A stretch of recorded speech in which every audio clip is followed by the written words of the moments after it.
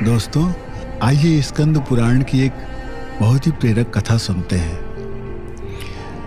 आज के युग में हर मनुष्य के भीतर ये सवाल रहता है कि पापी मनुष्य सुखी क्यों रहते हैं। इस पर एक बहुत ही प्रेरक कथा है। भगवान व्यास सभी जीवों की गति और भाषा को समझते थे।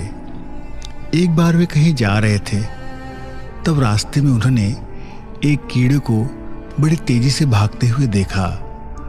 उन्होंने कीड़े की बोली को समझते हुए कीड़े से कहा, तुम इस तरह से भयभीत होकर क्यों भाग रहे हो? कीड़े ने कहा, हे मुनीश्वर, कोई बहुत बड़ी बैलगाड़ी इधर ही आ रही है, कहीं यह मुझे कुचल न डाले, इसलिए मैं तेजी से भागा जा रहा हूं। इस पर व्यास देव जी ने कहा कि तुम तो तिर्यक योनि में पड़े हुए हो, अतः तुम्हारे लिए मर जाना ही सौभाग्य है। मनुष्य यदि मृत्यु से डरे तो उचित है, पर तुम तो कीड़े हो और कीट को शरीर के छूटने का इतना भय क्यों है? इस पर कीड़े ने कहा, महर्षि, मुझे मृत्यु से किसी प्रकार का भय नहीं है। भय इस बात का है कि मैं इस कुत्सित कीट योनि से और भी अधम दूसरी लाखों योनियां हैं, उसमें कहीं मरकर न चला जाऊं। उनमें गर्भ धारण करके क्लेश पाने से मुझे डर लगता है और मैं किसी कारण से भयभीत नहीं हूं। व्यास जी ने कहा, हे कीट, तुम भय मत करो। मैं जब तक तुम्हें ब्राह्मण शरीर में न पहुंचा दूंगा, तब तक सभी योनियों से तुम्हें जल्दी ही छुटकारा दिलाता रहूंगा। व्यास जी की यूं कहने पर वो कीड़ा पुनः मार्ग में लौट आया और गाड़ी के पहिए से दबकर उसने प्राण त्याग दिए। इसके बाद वो क्रमशः कौवे और सियार आदि योनियों में जब जब उत्पन्न हुआ, तब तब व्यास जी ने जाकर उसके पूर्व जन्म का उसे स्मरण करा दिया। इस प्रकार वो अन्य जीव, मृग, पक्षी, चांडाल, शूद्र आदि योनियों में जन्म लेता हुआ क्षत्रिय जाति में उत्पन्न हुआ। उसमें भी भगवान व्यास ने उसे दर्शन दिए। वहां वो प्रजा पालन स्वरूप धर्म का आचरण करते हुए थोड़े ही दिनों में रणभूमि में शरीर त्याग कर ब्राह्मण योनि में उत्पन्न हुआ। जब वो 5 वर्ष का हुआ, तभी व्यासदेव ने जाकर उसके कानों में सारस्वत मंत्र का उपदेश कर दिया।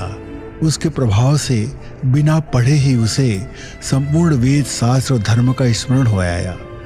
तब भगवान व्यासदेव ने उसे आज्ञा दी कि वो कार्तिकेय के क्षेत्र में जाकर नंदभद्र को आश्वासन दे। नंदभद्र को यह शंका थी कि पापी मनुष्य भी सुखी क्यों देखे जाते हैं। इसी क्लेश से घबराकर वे बहुदक तीर्थ में तप कर रहे थे।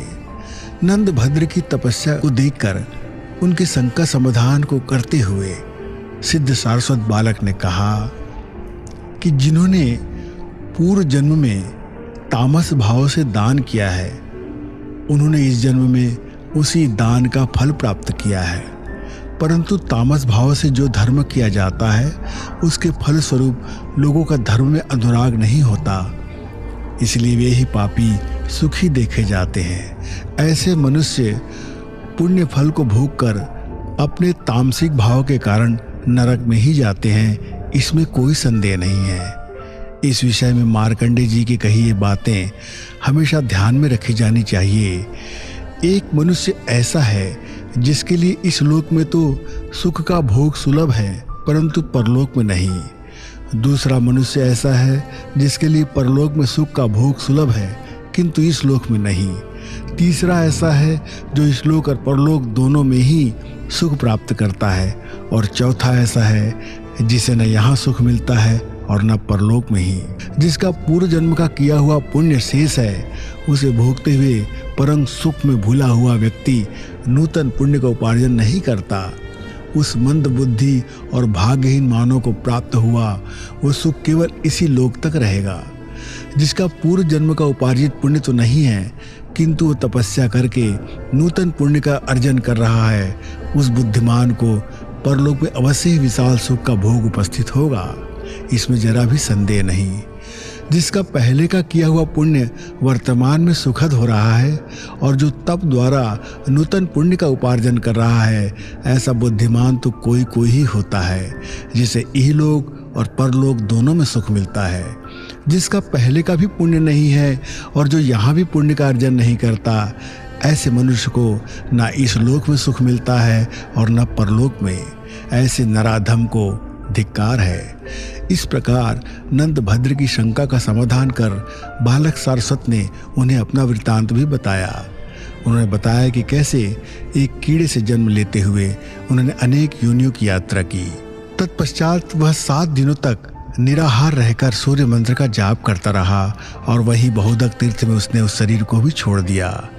नंदभद्र ने विधि पूर्वक उसके शव का दाह संस्कार कराया, उसकी अस्थियां वही सागर में डाल दी और दूसरे जन्म में वही मैत्रेय नामक श्रेष्ठ मुनि हुआ। इनके पिता का नाम कुशारु और माता का नाम मित्रा था। इन्होंने व्यास जी के पिता पराशर जी से विष्णु पुराण तथा बृहद पारसर होरा शास्त्र नामक विशाल ज्योतिष ग्रंथ का अध्ययन किया था। ऋषि मैत्रेय की यात्रा पूर्व जन्म की स्कंद पुराण में इस तरह से बताई गई है और वेद व्यास जी की कृपा से उस कीट का अंतिम स्वरूप ऋषि मैत्रेय के रूप में प्रकट हुआ। सचमुच हमारे जीवन में हमारे कर्मों का बहुत बड़ा प्रभाव है। हम कैसा कर्म करते हैं, हमारा आचरण कैसा है, हम पुण्यार्जन करने के लिए परमार्थ कितना करते हैं, भगवत चिंतन कितना करते हैं, सेवा कितनी करते हैं, प्रेम और करुणा के साथ हर जीव से प्यार कितना करते हैं, इस जन्म में यही पुण्यार्जन का बड़ा माध्यम है। पिछले जन्म का प्रारब्ध भोगना ही पड़ता है, लेकिन इस जन्म के पुण्यार्जन से प्रारब्ध भी कट जाता है। भगवान की कृपा हो तो बड़े से बड़े पाप कट जाते हैं। भाव अच्छे हो तो ऋषि मैत्रेय भी हुआ जा सकता है, एक कीट योनि से लेकर अन्य योनियों की यात्रा करते हुए। आशा है कथा आपको पसंद आई होगी।